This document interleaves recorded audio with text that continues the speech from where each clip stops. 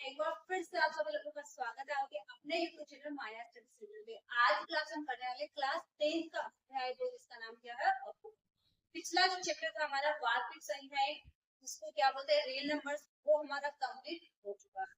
अगर आपने पीछे की वीडियोस नहीं देखी तो प्लीज पहले वो पीछे की वीडियोस देखिए, क्योंकि आपका एक बहुत ही इंपॉर्टेंट चैप्टर है जिसमें से आपको 5 से लेकर 10 नंबर तक के क्वेश्चन आते थे, इसलिए आपको वो वाला चैप्टर भी अच्छे से देखिए।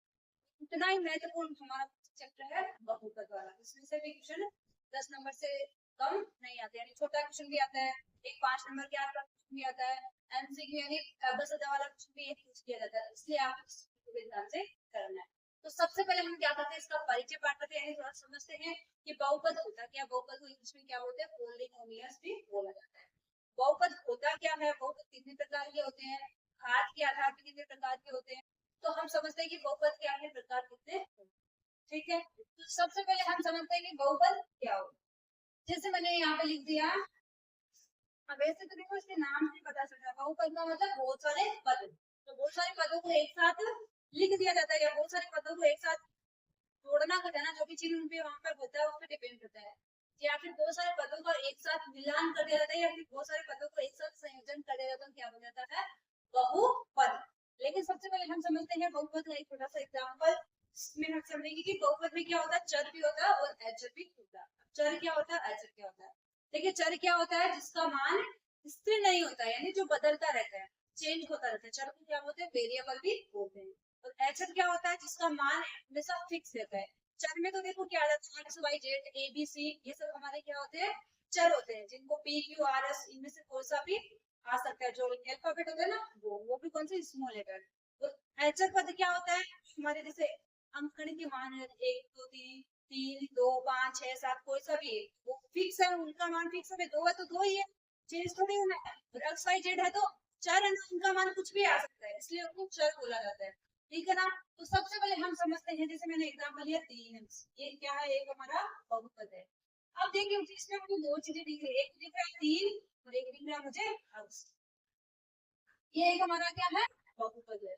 मैं आपको एकदम आसान से आसान भाषा में समझाने की कोशिश करूंगी, उतना ही अच्छे से आप समझने का प्रयास करिएगा, ताकि आप इस चैप्टर को एकदम अच्छे से समझ सको। क्योंकि अगर आप स्टार्टिंग में नहीं समझ पाओगे कि घात क्या होती है, बहुपद होता क्या है, चर क्या होता है, अचर क्या होता है, तो आपको थोड़ा चैप्टर समझने में थोड़ी मुश्किल आएगी। इसलिए हम समझते हैं पहले कि हमारा जो ये 3 अंश है, इसमें देखिए ये हमारा एक बहुपद तो है 3 अंश, लेकिन इसमें 3 जो है ना, ये तो क्या होगा अचर, यानी कि ये क्या है, एक अचर पद है। वो ये अक्स है ना, ये क्या हमारा चर। अब देखिए 3 तो 3 ही रहने वाला है, इस 3 का मान चेंज नहीं होने वाला, लेकिन इस अक्स की जगह पे जहां पे भी अक्स आएगा, जब अपन क्वेश्चन सोल्व करेंगे तो अक्स की जगह कोई भी वैल्यू आ सकती है, यानी इसका मान कुछ भी आ सकता है, इसका मान फिक्स नहीं है, इसलिए इसको क्या बोला जाता है, चर। इसकी जगह Y Z P Q R S U V कुछ भी हो सकता है। ठीक है ना, ये कोई फिक्स नहीं कि चर हमेशा एक्स ही होता है, चर कुछ भी हो सकता है। ठीक है, अब यहाँ तक सब कुछ समझ में आ गया कि हमारा बहुपद क्या होता है।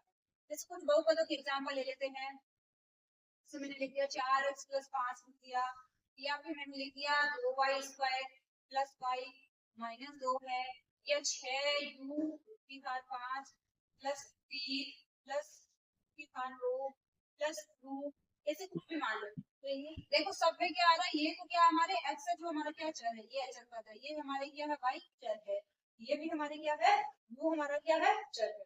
तो आई होप आप सब लोग समझ गए होंगे कि हमारा बहुपद क्या होता है, चर क्या होता है, अचर क्या होता है। बहुपद क्या होता है, जैसे मैंने अभी यहाँ पे लिखे ना, इसमें देखिए अचर पद भी है और हमारा चर और अचर का गुणा भी है, तो ये क्या हो गया हमारा बहुपद हो गया। ये भी एक हमारा पूरा क्या है, बहुपद है, ये भी क्या है, बहुपद है। तो यहाँ तक सब क्लियर हो गया। अब बढ़ते हैं हमारे नेक्स्ट टॉपिक में। अब हम समझते हैं बहुपद के प्रकार। तो मैंने आपको पहले ही बोल दिया था कि बहुपद के प्रकार यानी पदों की संख्या के आधार पर बहुपद के प्रकार अलग होते हैं और घात के आधार पर अलग होते हैं। तो सबसे पहले हम जानते हैं पदों की संख्या के आधार पर बहुपद कितने प्रकार के होते हैं। पदों की संख्या के आधार पर बहुपद 3 प्रकार के होते हैं, कौन कौन से, एक पदी, द्विपदी और त्रिपदी। अब देखिए इनके नाम से पता चल रहा है, एक पदी मीन्स एक पद वाला बहुपद, द्विपदी यानी 2 पद वाला बहुपद, तो त्रिपदी यानी 3 पद वाला बहुपद। यानी कि एक पदी बहुपद की अगर आपको परिभाषा पूछे तो आप क्या लिख सकते हो, जिस बहुपद में एक ही पद होता है वो एक पदी बहुपद कहलाता है। ठीक है, द्विपद यानी जिस बहुपद में 2 बहुपद होते हैं, या जिस बहुपद में 2 पद होते हैं, सॉरी जिस बहुपद में 2 पद होते हैं वो द्विपदी बहुपद कहलाता है, और जिस बहुपद में 3 पद होते हैं वो त्रिपदी बहुपद कहलाता है। तो इनकी परिभाषा छोटे छोटे तौर पे मैं आपको लिखवा सकती हूँ। एक पद यानी जिस बहुपद में एक ही पद होता है वह एक पदी बहुपद कहलाता है। अब एग्जाम्पल के तौर पे अगर अपन एग्जाम्पल देना चाहे तो अपन क्या लिख सकते हैं, 4x। अब इसमें देखिए एक ही पद है, ये 4x, आप इसको देखिए इसमें बोला ये 4 अलग है, नहीं ये दोनों एक के बीच में चिन्ह कुछ भी नहीं आ रहा ना, X Y sorry plus minus का, इसका मतलब क्या है, ये एक ही पद है, एक पद है, इसका मतलब कौन सा हो गया, एक पदी बहुपद। अब दूसरा देखते हैं, जिस बहुपद में 2 पद होते हैं वह द्विपदी बहुपद, यानी कि आगे ये हो जाएगा द्विपदी बहुपद कहलाता है। 2 पद देखिए, जैसे मिलो 2y² प्लस 3, इसमें देखिए कितने पद है, ये पद हो गया, एक ये पद हो गया, प्लस सारा बीच में, इसका मतलब एक ये पद है और ये पद है, तो ये कौन सा हो गया, द्विपदी बहुपद। ऑलरेडी अपन पीछे की क्लास यानी 9th क्लास में, अगर आपने पीछे की क्लास नहीं देखी है तो मैंने 9th क्लास में इस बहुपद के बहुत अच्छे से एक्सप्लेन किया है, हर एक एक चीज उसमें चर है, अचर है, बहुपदों के प्रकार सबको इतने अच्छे से एक्सप्लेन किया। अगर आप पीछे से वो देख के आते ना 9th क्लास में क्लास, तो आपको और भी अच्छी हेल्प मिलती। लेकिन मैं फिर से आपको उसी तरीके से समझाने का प्रयास कर रही हूँ, एकदम एक एक चीज 0 लेवल से बता रही हूँ, तो आप कुछ भी मिस मत करना। द्विपदी बहुपद कौन सा हो गया, जिसमें 2 पद होते हैं, ठीक है। अब आगे होती है त्रिपदी का, त्रिपदी का मतलब जिस बहुपद में 3 पद होते हैं वह त्रिपदी बहुपद कहलाता है। अब देखो नाम बनाने सीखते हैं ना, जैसे कई सामाजिक विज्ञान उनमें परिभाषाएं आती है, अपन को लिखनी होती है, तो अपन परिभाषाएं बना देना, इनके तो नाम से पता चल रहा है, जिसमें एक पद होता है एक पदी, जिसमें 2 पद होते हैं द्विपदी, जिसमें 3 पद होते हैं वो त्रिपदी। अब इसके एग्जाम्पल लेते हैं, जैसे मान लो 2x² प्लस x प्लस 5, इसमें देखो कितने पद हो गए, 1 2 3, या फिर आप क्या लिख सकते हो 2² प्लस, पता नहीं यहाँ पे 5 दिया ना, 2 5 प्लस 2 प्लस यूपी का 2, ऐसे भी तो देखो सब में कितने पद है, 30 पद है, इसका मतलब क्या हो जाएगा, त्रिपदी बहुपद। अब बात आती है, मान लो 3 से ज्यादा पद होते, कई बार क्या होता है, ये कहने कि भैया 1 पद होगा 2 होगा 3 नहीं, 3 से ज्यादा भी तो पद हो सकते हैं ना, तो अगर पद 3 से ज्यादा है तो भी वो हमारा क्या कहलाएगा, बहुपद ही कहलाएगा, उसको बस 4 पदी 5 पदी नहीं बोलेंगे। अगर किसी बहुपद में 3 से ज्यादा पद है तो अपन को क्या बोलना, केवल बहुपद ही बोलना, ठीक है। तो चलिए हमने समझ लिया कि पदों की संख्या के आधार पर बहुपद कितने प्रकार के होते हैं, यानी 3 प्रकार के होते हैं। अब हम आते हैं इस पे घात के आधार पर बहुपदों का प्रकार कौन सा, कितने प्रकार के होते हैं, ठीक। अब देखिए हम समझते हैं घातों के आधार पर बहुपद के प्रकार, यानी घात के आधार पर भी बहुपद कितने प्रकार के होते हैं, 3 प्रकार के होते हैं। कौन कौन से, रेखिक बहुपद, द्विघाती बहुपद और त्रिघाती बहुपद। अब इसमें रेखिक बहुपद है ना, वो क्या होगा, जैसे उसमें तो एक पदी द्विपदी त्रिपदी था, लेकिन इसमें क्या होता है, अगर किसी बहुपद में घात एक ही यानी एक घात वाला बहुपद है तो वो रेखिक बहुपद कहलाएगा, इसको अपन एक घाती नहीं बोलेंगे, तो क्या बोलेंगे, रेखिक बहुपद। यानी कि जब भी किसी बहुपद में एक अधिकतम घात क्या होती है, एक ही होती है, यानी एक घात वाला बहुपद है तो वो रेखिक बहुपद कहलाएगा, ठीक है। परिभाषा में अगर आपको नहीं लिखूं तो भी आप समझ जाओगे, मैं बोल रही हूँ, तो अगर आपको लिखना है तो लिख सकते हो। एक घात वाले बहुपद क्या कहते हैं, रेखिक बहुपद। एग्जाम्पल अगर आप लेना चाहो तो क्या, एक घात वाले मतलब जो भी आपको चर दिया है ना उसकी आप घात देखना, अधिकतम घात क्या है।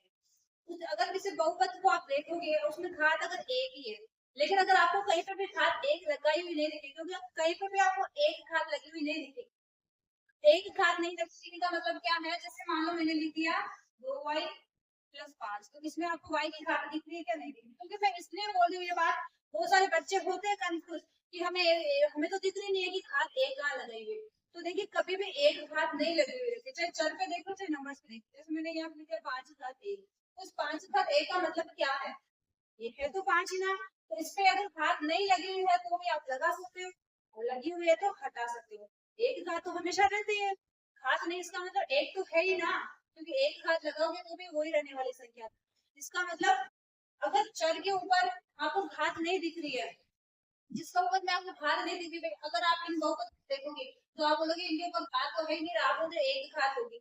एक घात का मतलब क्या, अगर यहाँ पे घात नहीं, इसका मतलब यहाँ पे घात क्या होगी, हमेशा एक तो होगी ही होगी। ठीक है, ये बात हमेशा ध्यान रखना, जहाँ पे भी अगर किसी भी बहुपद में आपको घात नहीं दी, इसका मतलब क्या, वहाँ पे एक घात होती ही होती है। तो एक घात वाला बहुपद क्या कहलाता है, हमारा रैखिक बहुपद। एग्जाम्पल्स में लिख दिया, 2x - 3 है, जैसे 3z + 4 है, 5y + 2 + 3y है। इसी प्रकार से समझते हैं दूसरा हुआ, दूसरा क्या, द्विघात बहुपद। तो इसके नाम से पता चला, द्विघात यानी दो घात वाले बहुपद, यानी कि दो घात वाले बहुपद को क्या कहा जाता है, द्विघाती बहुपद। आपको चर की घात देखनी है, चर है ना, उसकी जो अधिकतम घात क्या है, सॉरी अधिकतम घात नहीं, चर की घात देखनी है। चर की जो घात अगर दो है तो वो द्विघात वाला बहुपद कहलाएगा। चर की घात क्या है, देखो दो तो है सब जगह, ये जो चर है ना, इसमें y है, चर इसकी घात है, इसमें चर x है तो इसकी भी घात है, इसमें भी चर y है तो इसकी घात क्या है, दो है। इसका मतलब ये दो घात वाला बहुपद है। दो घात वाला बहुपद क्या कहलाता है, द्विघाती बहुपद। अब बारी आती है त्रिघात वाला बहुपद, यानी कि त्रिघाती बहुपद क्या होता है, तीन घात वाले बहुपद को क्या कहा जाता है, त्रिघाती बहुपद। यानी कि जिसमें क्या होगा, चर की घात क्या होगी, तीन, जैसे x का 3 - 2 है, इसमें y है, y की घात 3 है, ये भी क्या है, एक हमारा बहुपद है।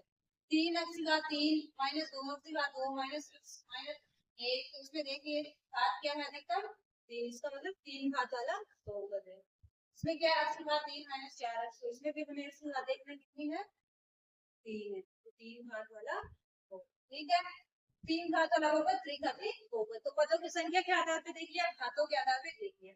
अब आते हैं हमारे नेक्स्ट पॉइंट पे। देखिए हमारा अगला टॉपिक क्या है, बहुपद की घात, यानी कि बहुपद की घात क्या होती है, जो भी आपको बहुपद दिया है उसमें आपका जो भी चर है ना, उस चर की आपको सबसे बड़ी घात देख लेनी है, वो क्या हो जाएगा, उस बहुपद की घात हो जाएगी। कहने का मतलब क्या है, आपको मान लो कोई भी बहुपद दिया है, उसमें आप उसको क्या करना है, उस बहुपद में आप चर है ना, या x रहेगा, y रहेगा, z, जो भी चर दिया है उस चर की सबसे बड़ी घात को देख लेना है। चर की जो सबसे अधिकतम घात होगी ना, वही क्या कहलाती है, उस बहुपद की घात कहलाती है। और अगर आसान भाषा में यानी परिभाषा के तौर पे समझे तो हम क्या बोल सकते हैं, बहुपद px, मान लो कोई भी आपको बहुपद दिया है, उसका नाम क्या है, px है, मान लो px एक बहुपद है, x क्या है हमारा, इसमें एक चर है, में चर x, इसमें चर क्या x, इसकी अधिकतम घात है ना, तो अधिकतम घात यानी सबसे बड़ी घात हो सके, x की अधिकतम घात ही बहुपद की घात कहलाती है। जैसे मान लो परिभाषा तो इसलिए कि बहुपद की घात क्या होती है, बहुपद की घात से क्या हो रही है, बहुपद px में चर x की अधिकतम घात ही बहुपद की घात कहलाती है। अब जैसे एग्जांपल लेके समझते हैं, जैसे मान लो हमें ये दिए गए हमारे बहुपद, कोई भी बहुपद दे दीजिए यार, ठीक है ना। अब इस बहुपद को ध्यान से देखो, इसमें पद तो बहुत सारे हैं, है ना, लेकिन हमें ये नहीं, हमें जो चर है, चर के सबसे बड़ी घात देखनी है। देखिए चर यहाँ पे भी है, यहाँ पे भी है, यहाँ पे भी, यहाँ पे, लेकिन मुझे क्या करना है, सबसे बड़ी घात ही बहुपद की घात कहलाती है। तो सबसे बड़ी घात मुझे कहाँ दिख रही है, घात दिखनी होगी सबसे बड़ी 7, यानी कि इस बहुपद की घात क्या हो जाएगी, 7। ये अस्सी घात क्या है, 7 है, जो कि क्या है, चर की सबसे बड़ी घात है। जो चर की सबसे अधिकतम घात होती है वो हमारी क्या कहलाती है, बहुपद की घात कहलाती है। तो इस बहुपद की घात क्या हो जाएगी, 7। ठीक है, अगर आपको मान लो एग्जाम में ऐसे कोई विषय दे दिया जाए, पूछा जाए कि बताओ इसमें इस चर की घात, इस बहुपद में चर x है, y है, जो भी है उसकी घात क्या होगी, तो आपको कंफ्यूज नहीं होना है, उसमें जो भी सबसे बड़ी घात है ना, वो उस बहुपद की घात हो जाएगी। जो भी बहुपद है ना, उसकी सबसे बड़ी घात क्या होती है, उसकी जो भी बहुपद दिया उसमें उस चर की सबसे बड़ी घात क्या होती है, उस बहुपद की घात। ठीक है, इसी प्रकार सेकंड वाला है, तो इसमें क्या हो जाएगी, 2 हो जाएगी। इसी प्रकार से इसमें देखो जेड है ना चर, इसमें सबसे बड़ी घात क्या है, 4, तो इस बहुपद की घात क्या हो जाएगी, चर जेड की घात क्या है, 4, तो ये क्या हो जाएगी हमारी बहुपद पी जेड है ना। अब जैसे जो चर दिया इससे बहुपद बन जाएगा, इसमें बहुपद का नाम क्या होगा, पी जेड, इसमें बहुपद का नाम क्या होगा, पी वाई, इसमें क्या होगा, पी एक्स, इसमें चर जेड है, इसमें वाई, इसमें एक्स है, इसमें चर जेड की अधिकतम घात क्या है, 4 है, इसके बहुपद की घात क्या होगी, 4। इस प्रकार से हमको क्या करना है, बहुपद की घात। ठीक है, तो यहाँ तक हमारे टॉपिक हो गए कंप्लीट। अब बढ़ते हैं हमारे नेक्स्ट टॉपिक की तरफ। अब हम समझते हैं बहुपद के शून्य, यानी कि बहुपद के शून्य क्या होते हैं। कोई भी बहुपद आपको दिया है उसमें हम क्या करेंगे, चर का अगर मान मतलब कुछ भी अपन मान रखेंगे, वो मान रखने पे अगर पूरे बहुपद का मान शून्य हो जाता है ना, वो क्या कहलाता है, बहुपद का शून्य कहलाता है। मैंने आपको एकदम आसान से बता दिया। यानी कि मान लो कोई भी आपको बहुपद दिया, बहुपद में जो भी आपको चर है ना, चर जैसे एक्स वाई जेड, ठीक है ना, जो भी चर दिया वो चर की जगह अगर आप मान लो एक्स है चर, उसकी जगह आप 2 रखोगे, 2 को रखने को पूरे बहुपद का मान शून्य के बराबर हो जाता है। इसका मतलब क्या होगा, वो एक चर का क्या कहलाएगा, सॉरी बहुपद का क्या कहलाएगा, शून्य कहलाएगा। और परिभाषा के दो पेपर समझना चाहे तो क्या समझ सकते हैं, चर का वह मान, यानी कि चर का वह मान का मतलब चर के ऊपर कुछ भी मान रखेंगे, मान लो x की जगह 0 रखते हो, या x की जगह 1 2 3 कुछ, या माइनस का 1 माइनस का 2 माइनस का भी रख सकते हो, प्लस का भी रख सकते हैं। तो अपन अगर उस चर की जगह कुछ भी रखे, रखने पर पूरे बहुपद का मान शून्य के बराबर हो जाता है, तो बहुपद का शून्य कहलाता है। तो अपन परिभाषा की तो क्या समझ सकते हैं, चर का वह मान जो पूरे बहुपद का मान शून्य कर देता है, क्या कहलाता है, बहुपद का शून्य कहलाता है। अगर आपको मैं स्टार्टिंग में जो परिभाषा मेरे हिसाब से समझा रही हूँ वो समझ में आ रही है, तो आप खुद भी ये परिभाषा बता सकते, ठीक है। चलो ये समझ में आ गया बहुपद का शून्य क्या होता है, ठीक है। अब हम समझते हैं कि जैसे मान लो एग्जाम्पल लेंगे, जैसे हमारा कोई भी बहुपद है 3x² + 2 बराबर, इसका मतलब क्या है, ये हमारा एक बहुपद है। इसमें अगर आप मान लो x की जगह कुछ भी मान रखते हो, x की जगह आप मान लो 1 रख दो, 2 रख दो, 3 रख दो, माइनस का कुछ भी मान रख दो, रखकर आप इसको सोल्व करोगे, इस पूरे बहुपद का मान अगर शून्य हो जाएगा, जब तो वो क्या होगा, इस बहुपद का शून्य होगा, अन्यथा नहीं होगा।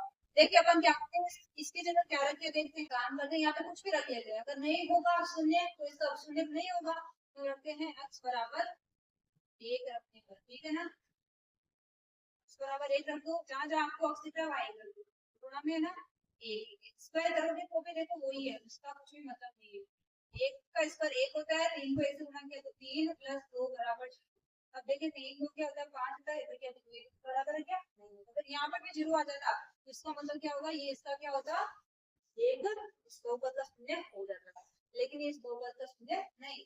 तो चलिए अपन और एक एग्जांपल लेके देखते हैं, जिसमें अपन क्या करेंगे, बराबर इसका मान शून्य करके देखते हैं, तो वो क्या हो जाएगा, उस बहुपद का शून्य कहते हैं। अब देखिए इस एग्जांपल में अपन समझते हैं कि बहुपद का शून्य कैसे होगा। जैसे मान लो हमें दिया है कि इस बहुपद में x² - 3 - 4, क्या करेंगे, x बराबर माइनस का 1 रखेंगे, हम रखेंगे x बराबर -1, तरफ -1 -1 है स्क्वायर, -3 ऑलरेडी है, -1 -4 बराबर, जहां जहां पे आपको x दिख रहा है वहां पे माइनस का 1, 1 का स्क्वायर तो 1 ही होगा, लेकिन ये चिन्ह किसमें चेंज हो जाएगा, प्लस, माइनस तो माइनस, 3 को 1 से गुणा किया तो माइनस का 1, -4 इधर है 0, 1 तो है, ये क्या हो गया, माइनस माइनस क्या हो गया, प्लस, प्लस का फिर माइनस का 4, 3 और 1 क्या हो गया 4 -4, देखिए ये चीज बराबर क्या हो गया। इसका मतलब देखो इसने क्या करा, -1 अगर अपन ने रखा इसकी जगह, तो क्या करा, पूरे बहुपद का मान शून्य कर दिया, इसका मतलब ये -1 क्या है, इस बहुपद का शून्य तो कहलाएगा। तो यहाँ पे अपन ने जब करा तो क्या आया, x बराबर अगर अपन ने रखा, ये जब क्या हो रहा है, इस बहुपद का मान 0 के बराबर नहीं हो रहा है, इसका मतलब ये इसका शून्य नहीं है। तो यहीं पे अपन ने इस बहुपद में जब माइनस का 1 रखा x बराबर, तो इस पूरे बहुपद का मान शून्य के बराबर हो रहा है, इसका मतलब ये बहुपद का शून्य कहलाएगा, ठीक है। तो आपको पता चल गया कि बहुपद का शून्य कब होता है, बहुपद का शून्य कब नहीं होता है। यानी कि बहुपद का शून्य क्या होता है, तो उस चर का मान रखने पे क्या होता है, पूरे बहुपद का मान क्या कर देता है, शून्य के बराबर कर, ठीक है। अब एक महत्वपूर्ण बात क्या है, हमें पता कैसे चलेगा कि किसी भी बहुपद में शून्य के कितने होंगे, यानी कि शून्य की संख्या क्या होगी। तो देखिए जो भी आपको बहुपद दिया उस बहुपद को घात देख लेनी है, बहुपद में जितनी घात होगी उतने क्या होगी, शून्य की संख्या होगी। अब बहुपद की घात क्या होती है, चर की अधिकतम घात ही बहुपद की घात होती है। तो हमें क्या करना है, जो भी आपको बहुपद दिया उसमें चर की अधिकतम घात देख लेनी है, जो भी अधिकतम घात होगी उतने क्या होगी, उसके उसमें शून्य की, उस बहुपद में शून्य की संख्या होगी। देखिए रिलेटेड है, चर की अधिकतम घात बहुपद की घात बराबर शून्य की संख्या। जो भी आपको बहुपद दिया उसमें चर की अधिकतम घात देख लेंगे, चर की अधिकतम घात ही बहुपद की घात होती है, तो बहुपद की घात जितनी होगी उतनी शून्य की संख्या, ठीक है। तो आई होप आप सब लोगों को क्लियर हो गया। और ये देखो ऐसे नॉर्मल मत समझना, ये जो सब है ना परिचय पाठ में समझा जा रहा है ना, इन्हीं पे डिपेंडेंट अभी कुछ ना नहीं है, इसलिए को इतना परिचय पाठ इसलिए समझा जाता है ताकि कुछ लोगों को करने में कोई भी दिक्कत नहीं आए। अभी जब ट्यूशन करेंगे तब यही सब रिपीट होने वाला है वापस। तो आप सब लोगों को क्लियर हो गया कि शून्य सॉरी बहुपद के शून्य क्या होते हैं। अब आते हैं हमारे नेक्स्ट पॉइंट पे, जो भी एक बहुत ही महत्वपूर्ण पॉइंट है, समझ के क्या करेंगे हमारी प्रश्नावली के क्वेश्चन। अब देखिए हम समझते हैं बहुपद के जो शून्य को होता है उसका ज्यामिति में क्या अर्थ होता है, यानी कि ज्योमेट्री के अंदर जब अपन ग्राफ बनाते हैं उस ग्राफ में अपन को अगर बहुपद के शून्य बताना हो तो ग्राफ को देख के बहुपद के शून्य की संख्या कैसे बताएंगे। तो मैंने बहुत सारे एग्जाम्पल्स लिए, इन एग्जाम्पल्स देख के समझ के आप बता सकते हो, सीख सकते हो कि बहुपद के शून्य किस प्रकार से बताए जाएंगे ग्राफ के अंदर। देखिए मान लो जैसे एग्जाम्पल लेते हैं, कोई भी आपका बहुपद है px, उसके अपन को बताना है बहुपद, ठीक है ना। कोई भी हमारा बहुपद नाम नहीं दिया गया, बहुपद मान लेते हैं, बहुपद क्या है px है, उसमें बहुपद के शून्य को संख्या पता है, तो हम कैसे बताएंगे। जैसे सबसे पहला ग्राफ हम देखो, जैसे एग्जाम्पल इसके लिए मैंने बहुत सारे एग्जाम्पल लिए जिसमें मैंने अलग अलग कंडीशन लिए। इसमें कई बार तो क्या होगा, ग्राफ अक्ष को ऊपर से ही निकलेगा, बिल्कुल टच नहीं करेगा, कई बार नीचे की तरफ रहेगा, कई बार टच करेगा। तो देखिए जब भी आपको ग्राफ के अंदर बहुपद की शून्य की संख्या बतानी हो तो हमेशा याद रखना ग्राफ में जो हमारा अक्ष होता है, अब कई बच्चे ये है इस वक्त इनको अक्ष वाई अक्ष का भी नहीं पता, वो भी मैं भी आपको बताऊँ, ठीक है। पहले आप सुनिए, अक्ष होता है ना, उस अक्ष जो हमारा ग्राफ है वो जितनी जगह पे टच करेगा, यानी कि जितनी जगह पे छुएगा, जहां जहां पे छू रहा है, जितने पॉइंट पे छू रहा है उतने पॉइंट पे क्या हो जाएगी, उतने पॉइंट कोई पॉइंट हमारे क्या हो जाएगी शून्य की संख्या। यानी कि जहाँ हमारा ग्राफ है ना वो अक्सर को जितनी जगह पे छूता है वही क्या उतना ही हमारा क्या होता है बहुपद के शून्य की संख्या। जैसे पहले वाला ग्राफ इसमें देखिए, ये देखिए जैसे ग्राफ होता है इसमें हमारा जो ये आड़ी लाइन होती है ना, ये तो होता है हमारा अक्ष अक्ष, ठीक है, ओके। ये होता है हमारा, वैसे सबको पता है, मुझे पता है, वाई या वाई डैश हो सके, तो बीचों बीच होता है मूल बिंदु जिसे ओ से निरूपित करते हैं, ठीक है। अब इसमें देखो क्या होगा, जो भी आपका ग्राफ आता है वो ग्राफ क्या करेगा, इस अक्ष को जहां जहां पे छुएगा, जैसे मान लो मैंने इस प्रकार से बना दिया, इस प्रकार से, इस प्रकार से, कुछ ज्यादा ही जल्दी में हो गया, ठीक है ना। ये जो ग्राफ है इसको हमें वाई अक्ष पे नहीं देखना, अक्ष अक्ष पे। अक्ष अक्ष पता होना चाहिए कौन सी होती है, जो आड़ी लाइन, खड़ी वाली नहीं, आड़ी लाइन, ये जो अक्ष अक्ष होती है ना, लेती हुई रेखा, इस पे हमें देखना है कि जो भी हमारे ग्राफ बना इस अक्ष अक्ष पे जितनी जगह पे टच करेगा। देखिए जैसे अगर आप इसको देखोगे तो एक यहाँ पे, एक यहाँ पे कर रहा है, एक यहाँ पे कर रहा है, एक यहाँ पे कर रहा है, एक यहाँ पे कर रहा है, एक यहाँ पे कर रहा है और एक यहाँ पे कर रहा है। अब इन सबको गिन लो, 1 2 3 4 5 6 7, इसका मतलब इस बहुपद में शून्य कितने हो जाएंगे, शून्य की संख्या हो जाएगी 7।